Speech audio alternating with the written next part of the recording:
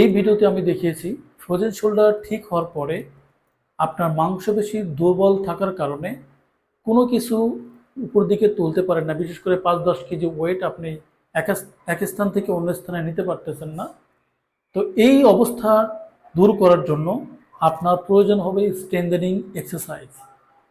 আর এই ভিডিওতে আমি সেটাই দেখিয়েছি, একটি ইলাস্টিক থেরাব্যান্ড দিয়ে আপনি এক্সারসাইজ করে সেই শক্তি আবার ফেরত নিয়ে আসতে পারবেন, অর্থাৎ স্ট্রেংথেনিং এক্সারসাইজগুলো। প্রথমে আমি ইলাস্টিক ব্যান্ডটিকে ঠিক এইভাবে সেট করব, পায়ের সাথে এরকমভাবে সেট করব।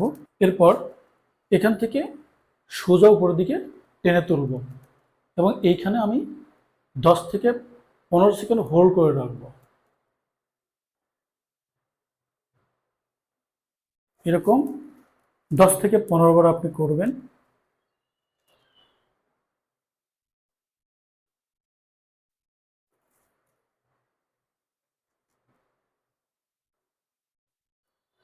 এরপর আমি সাইড থেকে হাত থেকে উপর দিকে তুলব,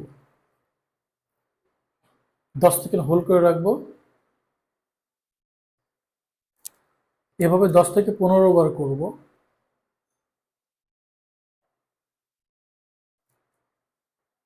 এরপর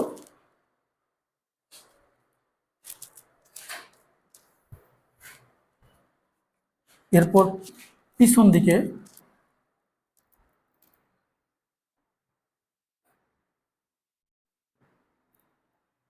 10 সেকেন্ড হোল্ড করে রেখে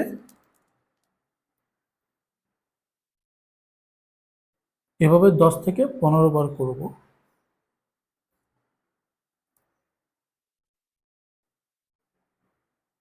তখন এই মাংসপেশিগুলো খুবই স্ট্রং হয়ে যাবে, এগুলো অত্যন্ত স্ট্রং হয়ে যাবে।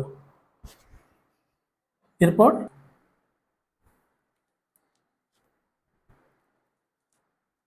এগুলো খুবই স্ট্রং হয়ে যাবে।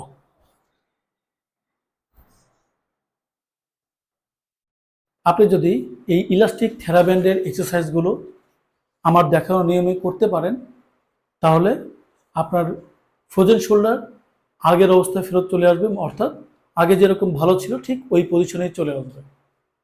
আর এই ধরনের ইলাস্টিক ব্যান্ড আপনি কোথায় পাবেন? যে কোনো একটি বড় ফার্মেসিতে গেলেই ইলাস্টিক থেরাব্যান্ড বা ইয়োগা বেল্ট বললেই আপনাকে এই ধরনের একটি ইলাস্টিক থেরাব্যান্ড দিয়ে দিবে আপনাকে। ভিডিওটি ভালো লাগলে অবশ্যই লাইক, কমেন্ট, শেয়ার করবেন এবং সাবস্ক্রাইব করে পাশে থাকবেন।